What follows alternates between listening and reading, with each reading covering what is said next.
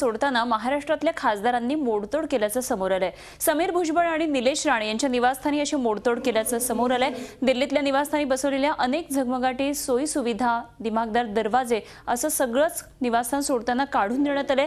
Sameer Bhujbal 169 south avenue या दिल्लीतल्या सरकारी निवासस्थानी ते राहत होते, तिथे त्यांनी झगमगाट केला होता। मात्र निवासस्थान सोडताना वॉश बेसिनसह दिवाणखाना आणि शयनगृहाला विभागणारा दरवाजा सुद्धा त्यांनी उखडून दिलाय। स्नानगृहामधला महागडा आरसा, नळ, शॉवर हेही साहित्य काढलंय।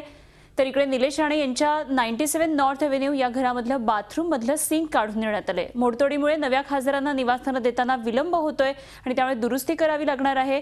हे सगळं खेदजनक असल्याचं गृह वितरण समितीचे अध्यक्ष किरीट सोमय्या यांनी म्हटलंय।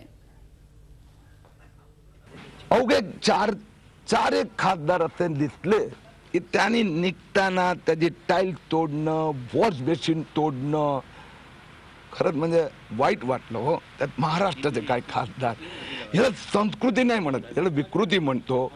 मनोवृत्तीचं प्रदर्शन आहे की ज्यामुळे नवीन खासदार महिनाभर राहायला येऊ शकणार नाही अशा पद्धतीने घाण करून जाणं ही आपली महाराष्ट्राची संस्कृती नाहीये।